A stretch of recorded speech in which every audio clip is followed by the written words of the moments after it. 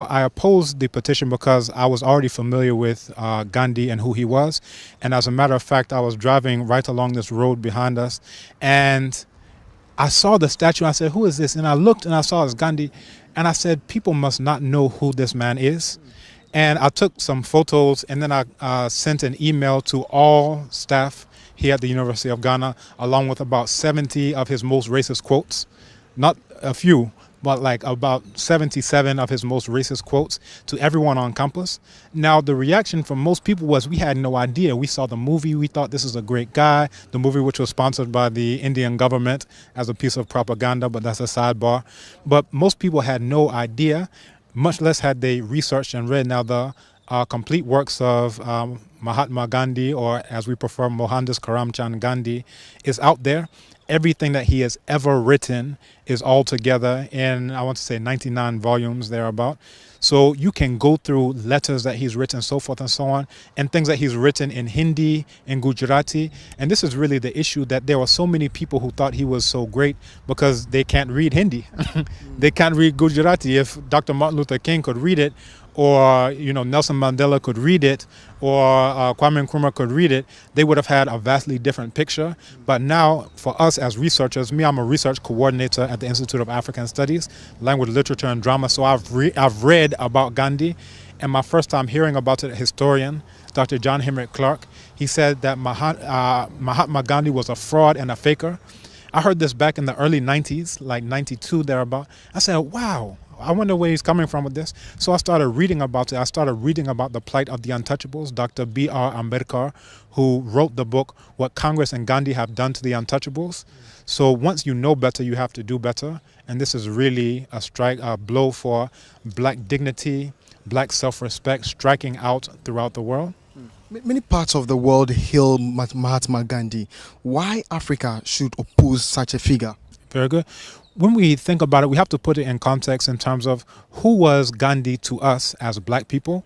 And when you are familiar with the history, you come to find that he was actually a sergeant major in the army fighting against the Zulus, in which thousands and thousands of Zulus were killed. And he was also the one who really instituted what we could call institutional apartheid there in South Africa, because he was the one who clamored to make sure that the Indians could have a different office a different entrance into the post office and to the telegraph office there in Durban, South Africa. That he was someone who was a virulent racist. He agitated to get guns so that they could shoot all of the Kaffir blacks, but because the British didn't regard him as high enough as the British, even though he said that we're all coming from the same Indo-Aryan stock, they didn't give him guns. And we're happy, because otherwise he would have been as bad as Colonel Dwyer, who shot down so many Indians. The only difference between Gandhi and Dwyer is that Gandhi just didn't get the opportunity and didn't get the weapons. So anytime we look at anything, we should see it from our perspective, an African-centered perspective, as we do at African Studies. So as African people, what did he do for or against African people? And we can look at not only his words, but his deeds in fighting in wars against the black people. When he went back to India, he fought against the Dalits, who are the black untouchables of India. So these are the things that many people are not aware of, but as soon as you become aware of it, you have to do something different. You have to change your behavior. Some also may have said that this is an academic community and should have known better. But why do you think University of Ghana would in the first place have such a figure erected on campus? Very good. Now, people did not know better, and people were not consulted in general. So this was something that was done by the higher-ups. We won't say any names, but we know who they are. And they decided to just place a statue, because I'm sure that they were under the same impression of most of the world, where if you go to a Martin Luther King memorial, you'll see Gandhi there. If you go to Senegal, you'll see Gandhi. They put these statues, South Africa, they put these statues all over, and it literally depends on ignorance for anyone to accept the statue. Now the people in Malawi heard what we did here, and they have a court injunction where they stopped the statue from being there, because for us as black people, we have to have black dignity, we have to have black self-respect. If you say that, oh, my plate is nothing but a rubbish bin, then the whole world will collect rubbish in it. But when you say my plate is a wonderful plate, then people are willing to eat off of it. So when we don't have respect for ourselves, when the rest of the world, you go to Europe and they are throwing bananas at you when you're playing football, when you go to India and they're beating you down, when you're going to the US, the black person does not have a very high level of respect in the world. but it starts from self-respect. If someone who called you 1 degree removed from an animal, you put him on a campus at a black university, an African university, it means that you must not know very much about yourself. But it's not everyone who's in that position. So those of us who knew, who have read, who studied, we are the ones who agitated. Because imagine if you put, again, Colonel Dwyer was this British man who shot down so many of these Indians in a massacre. Imagine if you put him in a university at New Delhi. Imagine if you put him at a university. It means that you, all the scholars, you must not know anything about your history. It will be a slap in the face. And that's how many of us took it, as a slap in the face, that some of us know better and we don't just go along with the propaganda, or what some of us call impropagandi. It's improper propaganda about Gandhi. A lot of people also say this might mar the relationship between Ghana and India, especially now that the statue of their former leader has been taken away. Don't you think that would cause some kind of skirmishes between the two countries? You know, actually, I just answered an email from someone in India, Colonel GB Singh, probably the world's foremost scholar on Gandhi. We have been in contact with Arundhati Roy, so many Indians who have been collaborating on this project and really have been part of the force that have helped to publicize it as well. Now, what this means is that you have in India, India is not as united as you may think. That you have castes, right? So you have the Brahmins, you have the Kshatriyas, you have the Vaishyas, you have the Shudras. So all of these are the castes that are part of Hinduism on the simple scale, because even in that you have subgroupings. So Gandhi himself was Banya, which is a subcaste of the Vaishyas. Now, even outside of that, you have the outcasts, you have the Dalits, you have the untouchables, the black untouchables of India, and these are the ones who are downtrodden. So the people of India, there are so many Indian groups, some who have even done videos that are up online supporting us in this, that there are some who have been downtrodden ever since these Indo-Aryans have been crushing them on the basis of they consider themselves to be white, and they know that the indigenous people there are black. And that's part of why when black students like yourself go there to study, they're beaten to death. A man in Congo was beaten to death in broad daylight in India. Why? Because they treat black Africans the same way they treat their indigenous black people there. You understand? And again, Dr. B.R. Ambedkar said that Gandhi was the worst enemy of the untouchable people. So I want you to put these things in perspective. So it's not all of India, it's these upper caste Hindus who have been impressing the black people there in India. So we should not get it marred. So if you have upper caste elites here who are connected to those upper caste white Indo-Aryans, we have to start now questioning these elites. What are you doing, you know, in that relationship with them? Because those of us who are on the ground, the people, we're connected to the black people there in India. We have solidarity with the black people there in India.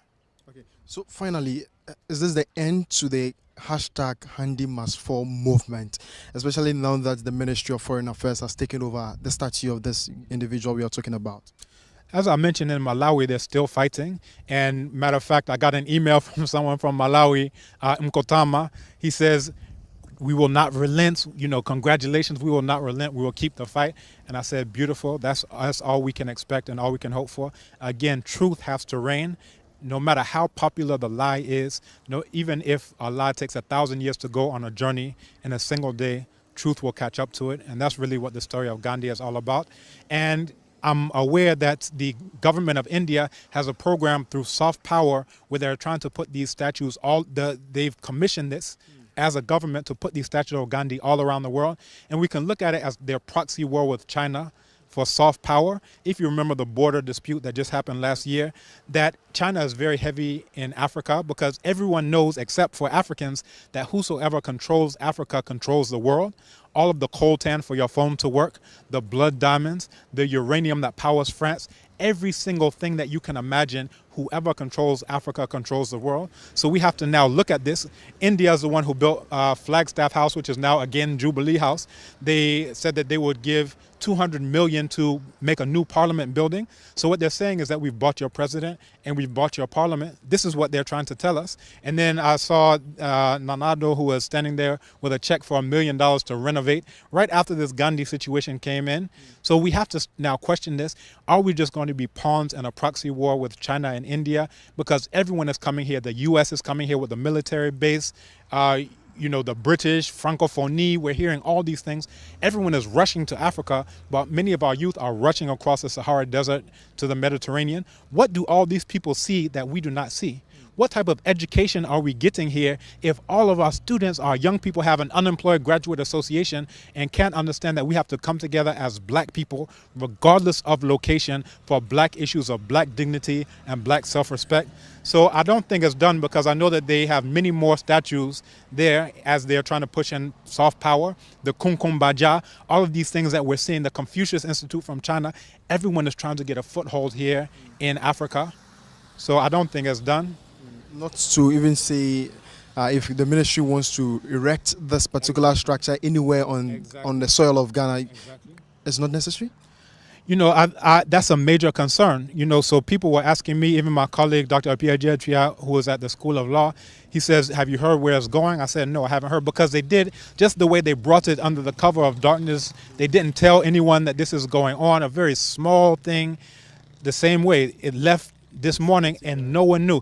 I got a call from Radio Universe that says, oh, the thing is gone. Can you tell us your thoughts? I said, you're the one who's informing me. I didn't even know it's gone.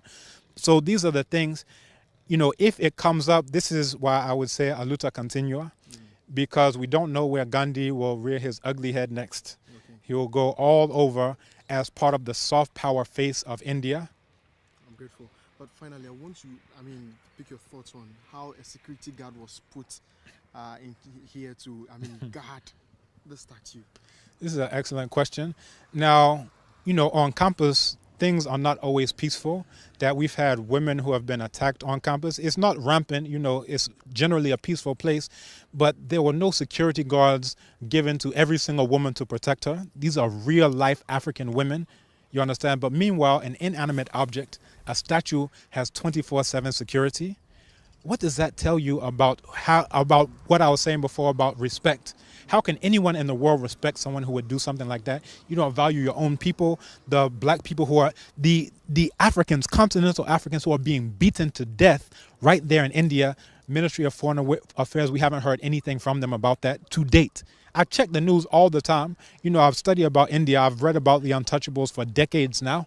You understand? But I haven't heard anything protesting either the plight of the Dalits, the black untouchables there, or about the African students who are getting beaten every single day because they're getting the same treatment that the indigenous black people are getting there. So I would just say, in short, if I can be short on this issue, I think it's a travesty. You understand that you have 24/7 security on an inanimate object.